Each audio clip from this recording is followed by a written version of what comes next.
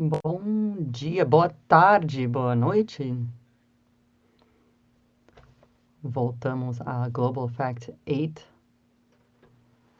Vamos concluir hoje com um bate-papo com a Claire Wardle. Ela deu uma palestra inspiradora, uma palestra magna no início do dia e é um prazer convidá-la aqui de novo.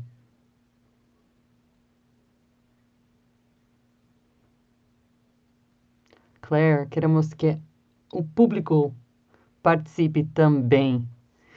Então, haverá uma oportunidade de ter uma conversa de verdade, uma conversa através de perguntas e comentários. Ela é uma inspiração para todos nós.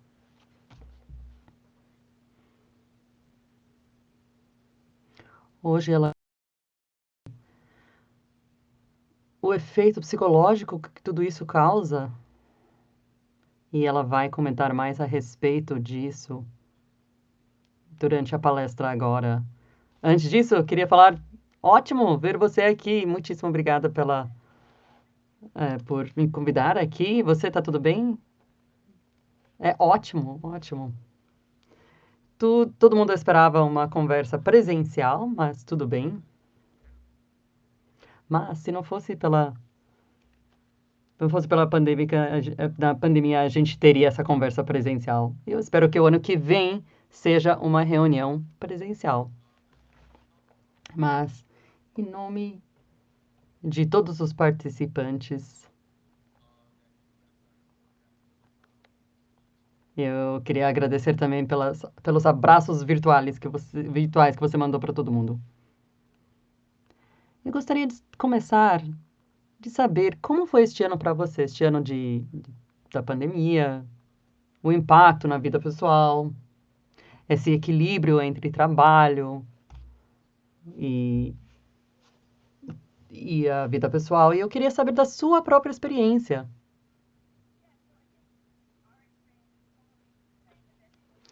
A nossa experiência foi a mesma de todos que estão aqui presentes hoje. Foi a quantidade de informação e também que tínhamos que mudar sempre. Lembram, tinha as eleições nos Estados Unidos, aí depois a pandemia, aí depois internacionalmente tínhamos que enfrentar, aí depois a pandemia, aí depois as eleições, aí depois o golpe. Bom, isso foi nos Estados Unidos, né? E vocês, nos seus países também, outras eleições e outros problemas. Mas não tem fim da internet. Não tem como dizer, ok, eu vou desligar o computador e eu já entendi tudo. Não. Você tem que lidar com essa culpa de o que estou perdendo, poderia fazer mais para ajudar a minha equipe. Nós que fazemos esse trabalho, fazemos porque acreditamos no mundo, acreditamos no trabalho que estamos fazendo. Então é difícil simplesmente desligar. Do lado pessoal, eu sempre trabalhava muito, mas eu nunca tinha trabalhado tanto. Nunca tinha trabalhado tanto. Não tinha como ir ao trabalho, não tinha que ir até o trabalho, eu estava em casa, então eu trabalhava até noitão e acordava cedo, não tinha intervalo. Às vezes não tinha tempo nem para comer, nem para ir ao banheiro. Mas muitos reconheceram, eu também, que precisamos respirar, fazer um break, se perguntar quando foi a última vez que, de fato, saímos e deixamos o trabalho do lado. Eu estou fazendo isso agora, mas eu não fiz isso em 2020, eu não sei como sobrevivimos. Estamos nos perguntando como é que aconteceu, como conseguimos fazer isso. Essas reuniões, uma reunião atrás de outra, as chamadas, os calls e as desculpas constantes. Foi um ano desafiador. Você também falou uma coisa muito interessante. A internet não termina, não tem uma pausa, não tem um botão off. E continua com essas informações, esse fluxo de informação o tempo inteiro. É a comunidade de pesquisadores, de verificadores. Como vocês, como comunidade, enfrentam isso à escala internet, à escala global, uma escala que jamais visto no mundo. E como é a nossa capacidade, como um grupo todo? Pode incluir as plataformas, pode incluir as pessoas que trabalham, os verificadores, todo mundo. Eu perguntei a mesma coisa do Andy, da OMS. Eu acho que ninguém está esperando outra crise que nem essa, mas tem alguma lição que podemos tirar disso para enfrentar outra crise no futuro? Como eu falei antes, a chave é a colaboração. Todo mundo tem que olhar para o mesmo meme o tempo inteiro no Instagram? Não! E estamos melhorando como comunidade. Mas tem muitos memes que começam, que você olha no Brasil, mas que começam na Turquia, ou em Noruega, que aconteceu na Austrália. E essa comunidade é muito forte porque todo mundo se ajuda. Ninguém está trabalhando com o ego super inflado. É uma comunidade que se ajuda. O desafio, portanto, nos próximos anos é como priorizamos aquilo que estamos vendo e enxergando.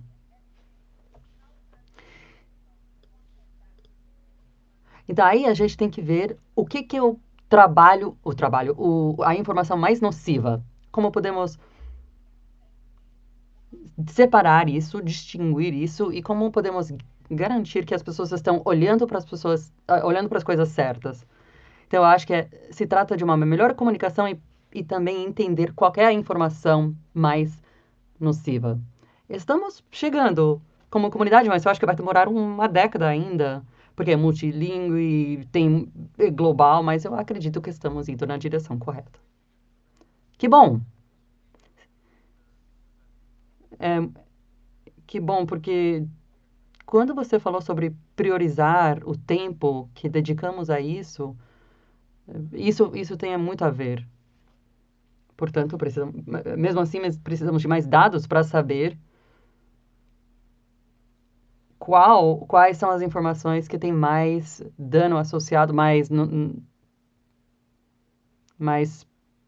prejuízo associado, que podem ser mais nocivas. Estamos, estamos melhor enquanto a monitorar e detectar essas informações antes de chegar a um público mais amplo? E outra pergunta.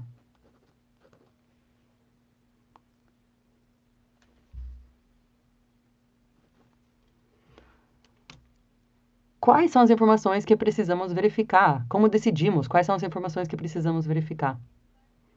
É difícil mensurar. Não sabemos qual é o ponto de virada, de inflexão. Se for um público grande e verificar os fatos cedo demais, pode ser prejudicial. Mas o importante é ver, tem conteúdo aqui, aí vamos alertar as plataformas antes de escalar. Assim, essa ciência de saber o timing é algo que precisamos melhorar. Eu acho que as pessoas estão melhorando, mas falta ainda. Gostaria de frisar também que precisamos focar nessas informações. Tudo bem, é o que fazemos, mas precisamos entender melhor as perguntas que as pessoas estão fazendo. Vimos isso com a pandemia e as vacinas. Muitas mulheres dizendo, sei lá, eu tenho 36 anos, eu quero ter um filho. É segura a vacina? Se ela não receber uma resposta de forma eficaz e rápida, os conspiradores vão responder. Pode ter certeza. Eles vão ter algum argumento duvidoso. Então, precisamos fazer essas perguntas. Se eu fosse CDC, ou a Organização Mundial de Saúde, eu gostaria de saber, antes, o que está gerando confusão na população. Então, quando falamos de monitoramento, precisamos pensar no ecossistema completo, não simplesmente essa parte de teorias de conspiração. Se focarmos 100% nessas pessoas que acreditam nos microchips, etc., tudo bem. Mas é importante não esquecer que tem muita gente que tem medo de miocardite e que poderia levar a uma inflação cardíaca. Isso é importante. Não podemos simplesmente pensar nessas partes ruins e não responder essas dúvidas bem fundamentadas. E eu acreditamos que, como comunidade, estamos de fato melhorando. É importante desmistificar os loucos, mas tem muita gente que não são adeptos à teoria da conspiração, mas simplesmente tem algumas dúvidas. Se não respondermos essas dúvidas, é neste momento que essa informação falsa vai entrar no vácuo e vai cobrir essa lacuna. Então é importante entender o público e entender como acertar o timing.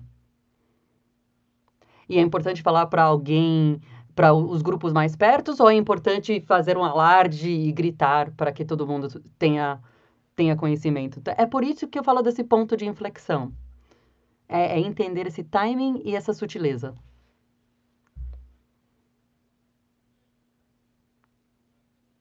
Como verificador de fatos, eu penso se estamos dando mérito a quem faz esse trabalho.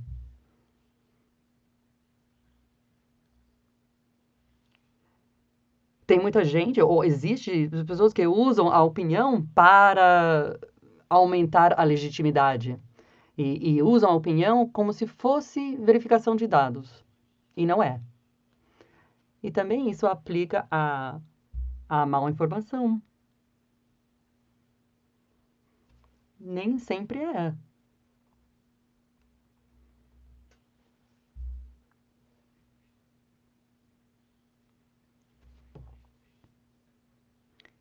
Neste,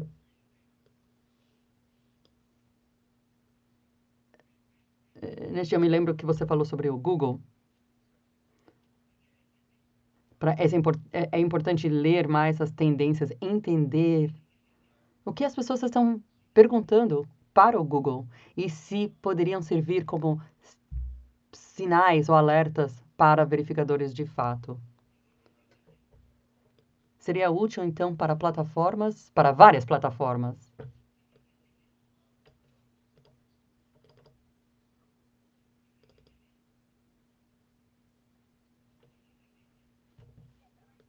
Sim, eu acredito que o Google melhorou bastante. Se você fizer uma pergunta e não conseguir uma boa resposta, Google vai dizer: não estamos conseguindo a resposta correta. Mas, por exemplo, quando eu tiver uma primeira pergunta, nova pergunta no Wikipedia, tem como ver quantas visualizações tem uma determinada página, ou quais são as buscas das pessoas, ou onde eles estão engajando com a internet. Quais são as informações que as pessoas que estão procurando? Com o Google Trends tem essas informações, mas é tipo oferta e demanda. O que que as pessoas estão querendo da internet e estão recebendo essas informações que estão procurando? Muitas vezes nas reuniões, falamos, vamos publicar tal coisa hoje. Mas estamos respondendo, de fato, a área que gera confusão nas pessoas. E eu acredito que tem um desconect entre o que os jornalistas estão pensando que o público quer e o que o público de fato quer. Não temos boas ferramentas para entender essas tendências. E pode ser que funcione bem nos Estados Unidos e não em países pequenos, mas eu acredito que no nossa, na nossa, o nosso entendimento geral é uma peça fundamental que está faltando. Mas quando é algo que queremos desmistificar, o que aconteceu antes que não conseguimos adiantar, antecipar? Os meus grupos precisam participar no Telegram, Fortran, Discord. Eu, como gerente, eu não sei.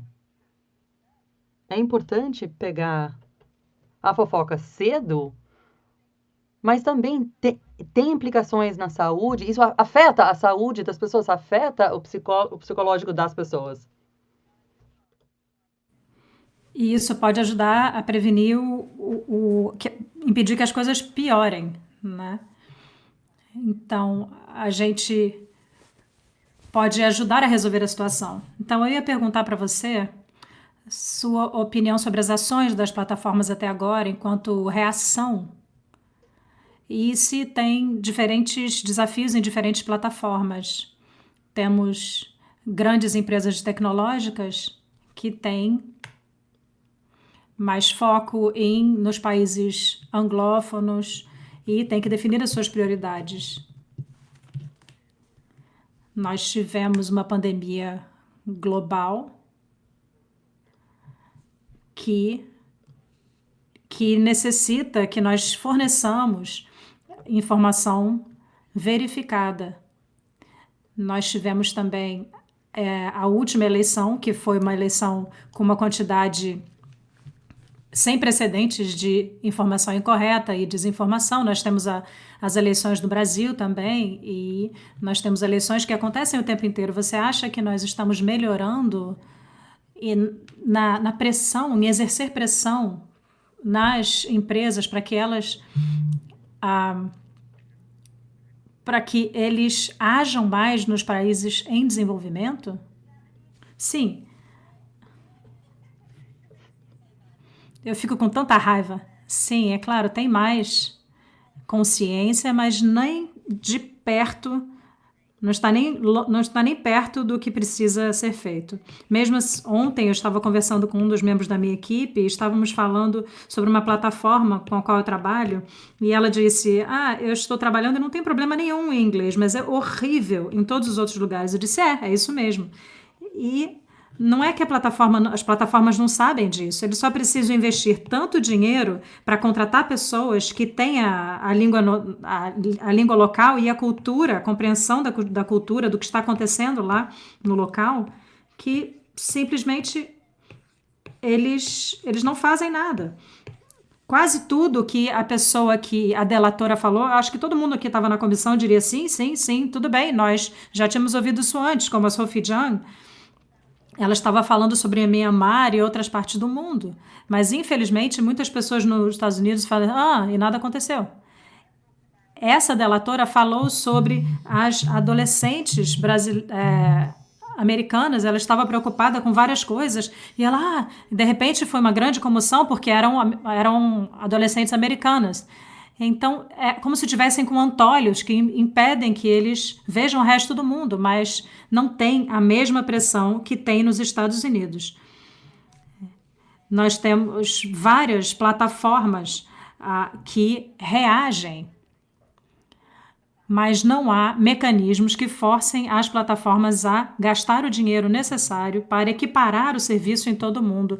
A comunidade de verificação de fatos vem se esforçando. Isso não é uma questão nova, é frustrante que ainda em 2021 nós vejamos essa fraqueza de monitoramento de fake news e desinformação em todo o mundo. Muito obrigado pela sua resposta. Em nome da comunidade, eu acho que uma das coisas que nós podemos dizer é que nós contribuímos, mas nunca é o suficiente, é um esforço de equipe.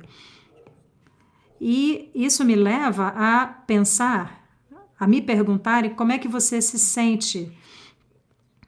E me dê vontade de perguntar coisas para você. E eu gostaria de saber sobre regulamentação, que é uma grande parte do que nós fazemos. A mídia, obviamente, tem um grande impacto na decisão das plataformas, mas eu sei que também é necessário ter regulamentação para fazer isso. Então, como alguém que já está nos Estados Unidos há 3 anos e que vem de um ambiente completamente diferente, eu tenho dificuldade de defender a regulamentação por causa do meu background, porque em 5 anos na Turquia, acho que qualquer pessoa teria uma objeção a essa questão da regulamentação. E houve muitas conversas com relação à regulamentação de grandes empresas tecnológicas, até mesmo o Facebook. Mas quem vai decidir que tipo de regulamentação vai haver? Em segundo lugar, a segunda parte da pergunta, você acha que tem algum tipo de risco em defender essa regulamentação no que diz respeito aos diferentes tipos de regulamentação em diferentes países? Você acha que há um risco aí? Sim, eu estou muito preocupada que esse problema, na verdade, essa demanda por regulamentação gere mais problemas. Porque as pessoas estão falando, as plataformas fazem mudanças e nem se dão conta do que acontece em consequência. A questão é que a maior parte das informações incorretas são questões, as respostas são legais. Na verdade, a maior parte do que os verificadores fazem está dentro de uma área cinzenta. A maior parte dos governantes tomam decisões com relação a discursos. Então, diferentes países têm posturas diferentes com relação aos discursos. Então, nós temos um problema que é o fato de que essas plataformas globais são tão poderosas, Facebook, Instagram, WhatsApp, e elas funcionam nas redes de telecomunicação. Então, globalmente, não temos uma forma de acessar essas plataformas. Se os Estados Unidos passarem uma regulação que tem um impacto no resto do mundo, isso não parece ser certo também. E isso não é de surpreender. Mas eu não acho que nós devemos regular algo que ainda não entendemos plenamente. Nós sabemos tão pouco sobre o impacto dessas informações. Eu passo grande parte do meu dia tentando entender quanto existe de informação incorreta no mundo. Eu não consigo te responder ainda essa pergunta. E isso é uma loucura. O fato de eu não conseguir te responder é uma loucura, porque nós sabemos disso, nós temos os dados. Mas enquanto nós falamos de regulamentação, eu acho que é importante falar de supervisão, porque é isso que nós precisamos. Nós precisamos que os governos apoiem mecanismos independentes de supervisão. Porque as plataformas o fato das plataformas fazerem seu próprio relatório de transparência é uma loucura. Isso deveria ser um serviço de supervisão independente. Quanto o conteúdo está sendo removido, todas essas questões, nós temos os documentos de delação de várias coisas que deveriam ter sido percebidos por mecanismos de supervisão. E é isso que eu gostaria que pedíssemos, que demandássemos, esse tipo de regulamentação que alguns países vão acabar não seguindo. Mas eu acho que essas coisas poderiam ser muito perigosas. Por exemplo, até mesmo na Alemanha poderia ser difícil. Às vezes, as leis são feitas pelas razões corretas, mas têm consequências que não são desejadas. E eu não quero que isso aconteça de forma alguma. Então, eu fico com medo que nós estejamos absolutamente sonâmbulos e acabemos entrando nessa regulamentação sem pensar, sem ter todos os dados necessários para tomar a decisão. Sim, houve um estudo feito por Peter Compton-Jones, que é fundador do Africa Check, e ele tem vários esforços de regulamentação na África, e ele disse que muitas vezes os governos pegam os exemplos na Europa para justificar os seus esforços para controlar as informações, o fluxo de informação no país. E eu acho que nós precisamos ter conversas mais honestas com relação a essa necessidade de regulamentação. Não é preto e branco. Eu acho que nós precisamos, talvez, de supervisão para entender o problema melhor. Eu gosto muito do que você falou, concordo muito.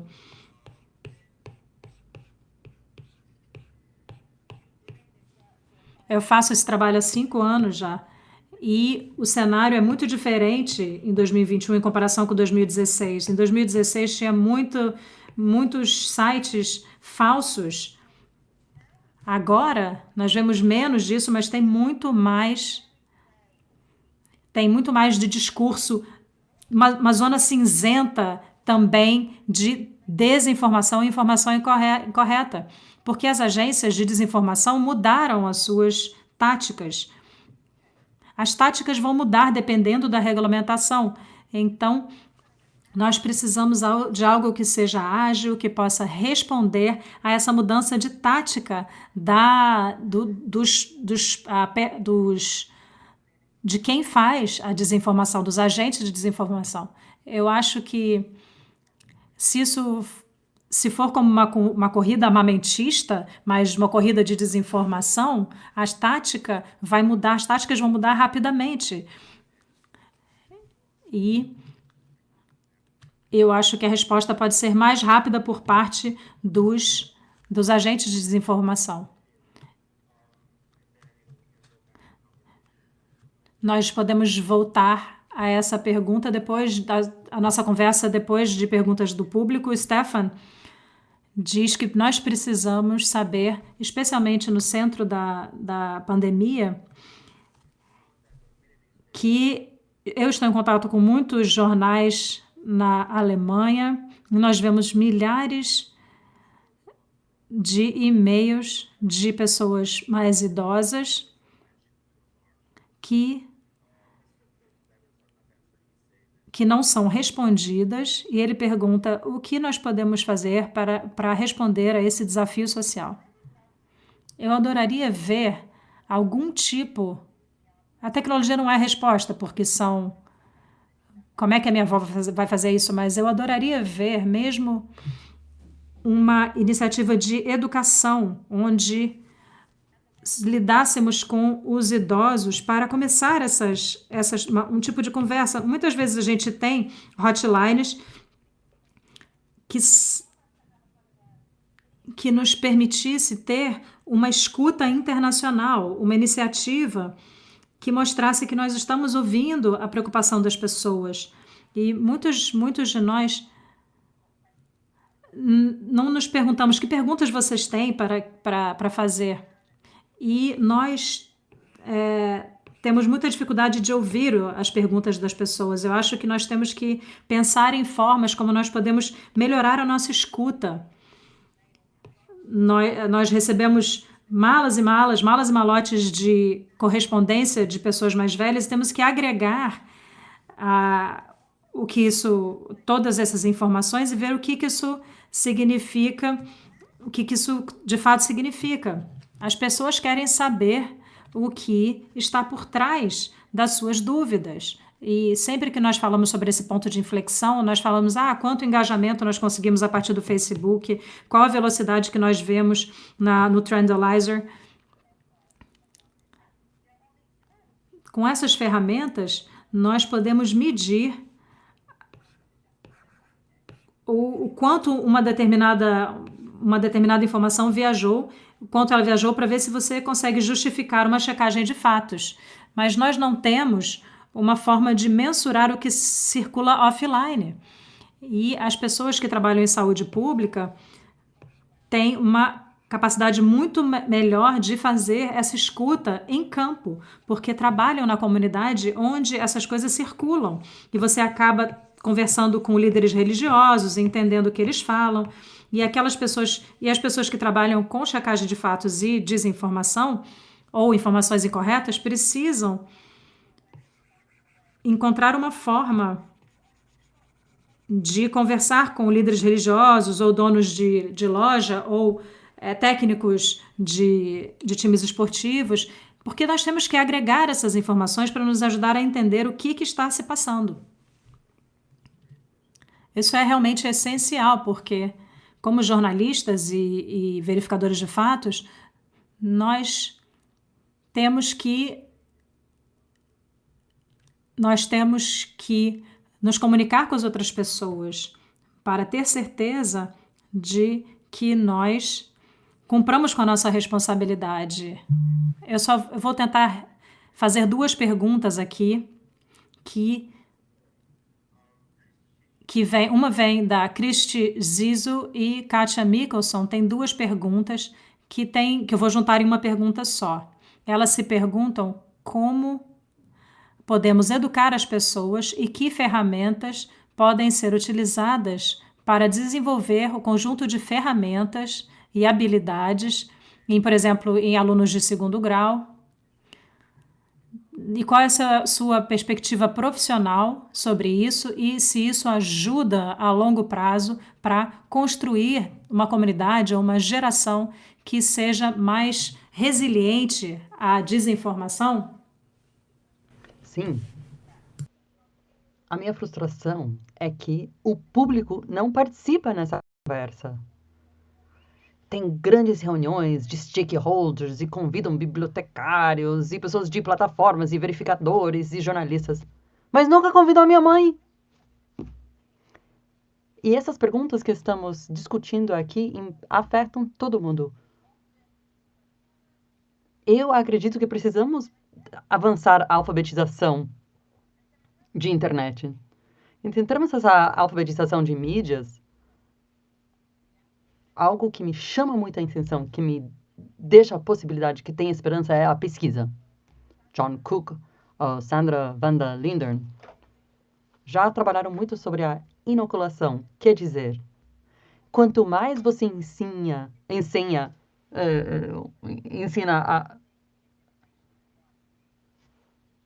usa essa má informação e desinformação, melhor eles vão ter a possibilidade de reconhecer isso. Então, quando eles aprendem que você pode ganhar dinheiro através da desinformação, quanto você mostra o sistema de manipulação e como funciona, melhor você vai conseguir mostrar que as pessoas possam ter mais resiliência. Então, eu acho que precisamos treinar mais alunos do segundo grau, por exemplo, e eles conseguem explicar para os avós ou os mais jovens como podemos conectar com os alunos do segundo grau, que são as pessoas mais inteligentes, são as pessoas mais interessantes. Eles são grandes defensores dessa ideia de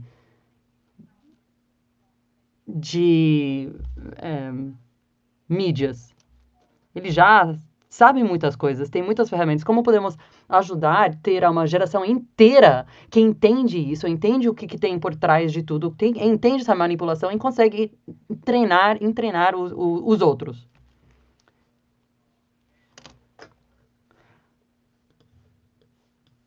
Se você está aqui no público,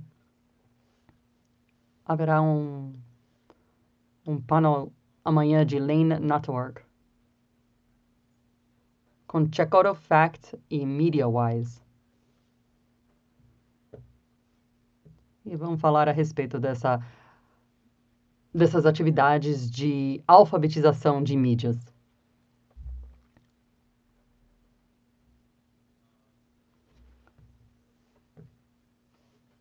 Você falou sobre isso. E quando os financiadores estão falando que eles querem uma mudança imediata, e você que já trabalhou em várias organizações, e você já trabalhou com várias organizações sem fins lucrativos, e enfrenta esse desafio dos que estão financiando esses programas. E é difícil. Nós precisamos retomar isso, como você falou.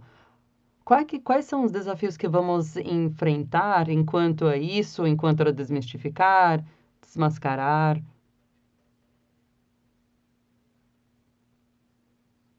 Nem todas essas atividades têm o mesmo impacto. Às vezes, o desmistificar antecipadamente é mais importante, às vezes, desmascarar posteriormente é mais importante.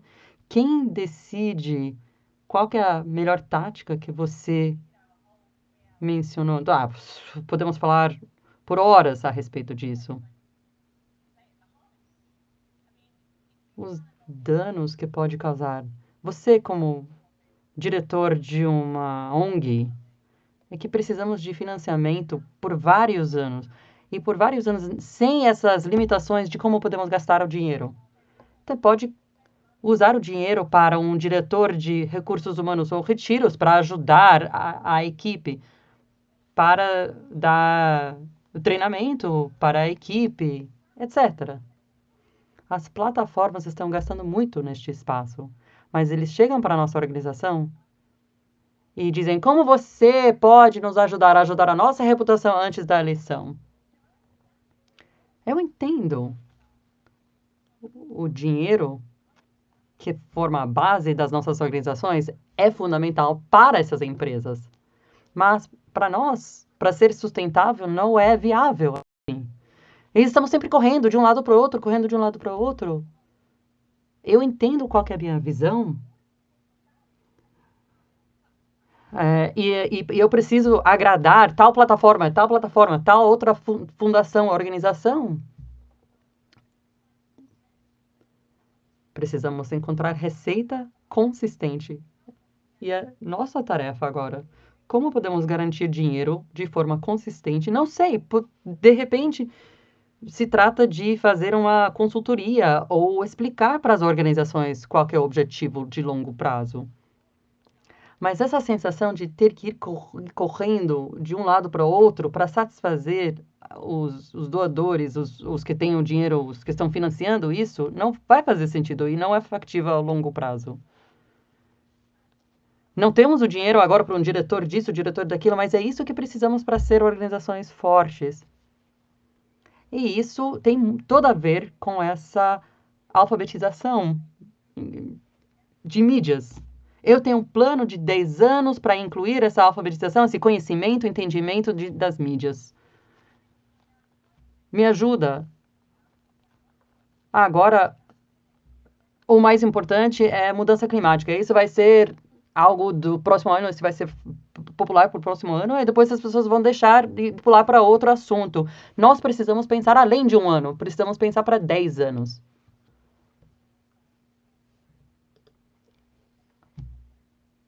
Isso seria um alívio para nós se pudéssemos ter o espaço para pensar um programa de longo prazo. Muitas organizações lutam porque eles não conseguem ter equilibrar todo o trabalho que tem que fazer. Muitas vezes o financiamento vem com tanto peso e tantos requisitos que dificulta o trabalho das organizações.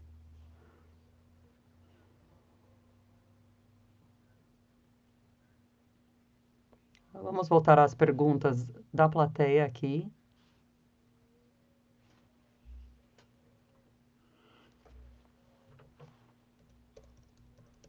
A pergunta aqui é sobre fiscalização, especialmente Facebook.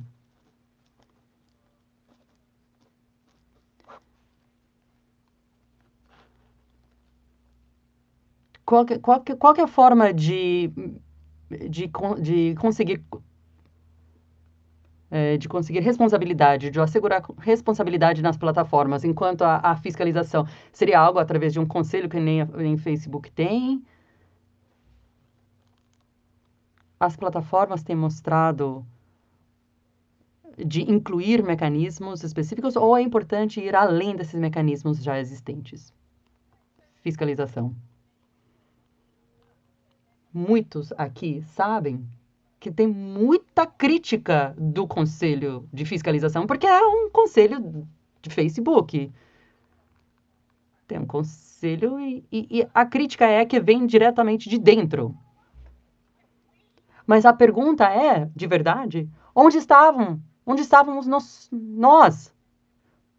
Nós que trabalhamos com política, nós que trabalhamos com jornalistas, nós tínhamos que participar ativamente nisso. E é isso que temos que pedir de todas as plataformas. E as decisões de Facebook também vai afetar o TikTok e todas as outras plataformas.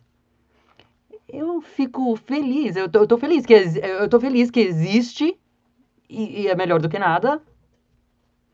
Muitos aqui já sabem que é importante ter algum tipo de fiscalização.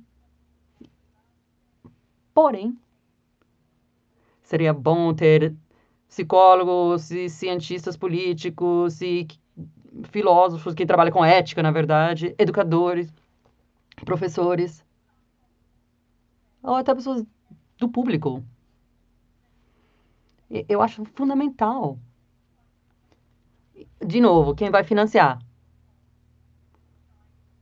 Quem vai decidir? Quem vai participar de um conselho? Quem não vai participar?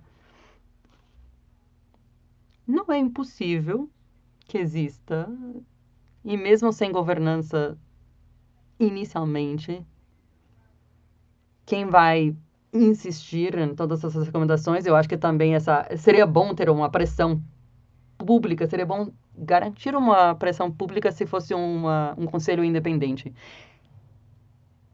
Sei lá, tem algo lá, um semente, não vai ser fácil implementar, mas eu acho que existe algo lá que podemos utilizar.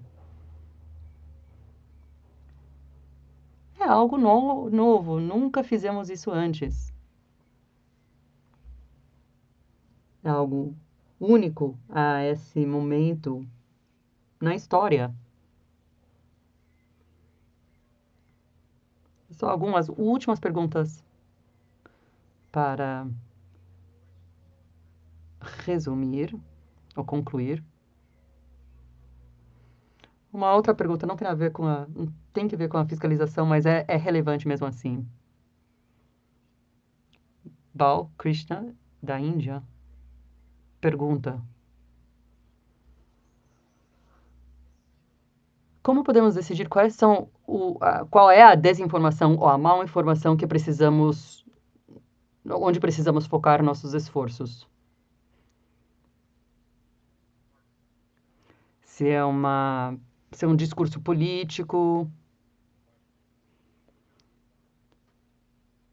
muitas vezes por falar sobre o detalhe ou alguma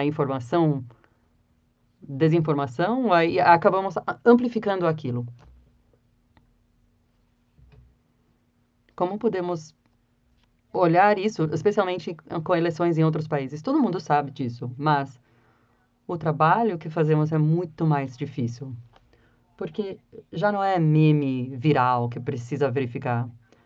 São políticos que têm essa amplificação que você mencionou, aí que são amplificados pelas mídias. Então, essa pergunta do que focar, onde focar, é tão importante fazer. É uma pergunta difícil. Você pode sempre escrever uma matéria sobre uma verificação de fatos, tudo bem, sempre vai chamar atenção, mas a pergunta é, ao publicar tal informação ou mostrando que é uma má informação, uma desinformação, eu vou chamar mais atenção àquilo do que se eu não tivesse chamado, não tivesse falado nada? De novo, o que estamos tentando fazer? Limpar a internet, dar informação mais precisa. E muitas vezes não. Muitas vezes é o próprio político que quer, o troll, quer que você faça, quer que você entre lá e faça uma verificação de fatos, porque isso vai chamar atenção, vai chamar atenção ao público, ao político. Bom, é difícil saber, mas é algo que tem que perguntar. Qual que é o dano potencial comparado com os benefícios de publicar essa verificação de dados? Faz sentido.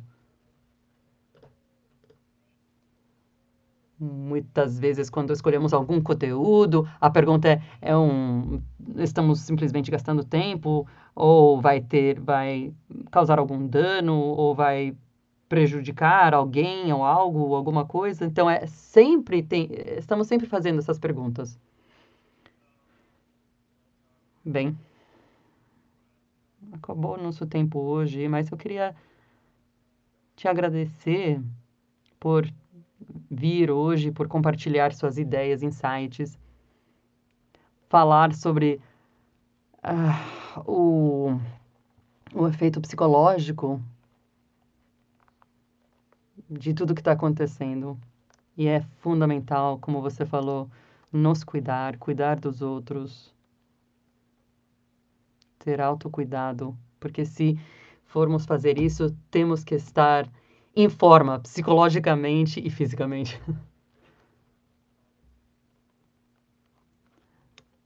Muitas vezes não levamos muito a sério os danos psicológicos que estamos causando por tanto trabalho. A minha lição, no particular, é pensar como podemos fazer um melhor trabalho em ajudar a comunidade a enfrentar, lidar e navegar neste mar de informação e coisas acontecendo nessa velocidade tão rápida. Foi um prazer estar com você hoje. Eu espero que o ano que vem seja um ano presencial, uma reunião presencial. E eu espero continuar aprendendo de você e das suas experiências. Muitíssimo obrigada e muito obrigada pela conversa, pelo convite para ter essa conversa. Para vocês estão aqui, apaga o computador, sai, dá uma volta no quarteirão, respira um pouco, mas desliga. É importante desligar. É verdade. Não tenho nada mais. Não posso agregar mais nada. Mas é importante ver qual que é o programa amanhã. Vamos começar às 9 da manhã amanhã. Tem uma agenda, tem uma pauta completa amanhã. E na sexta, sábado também, inclusive.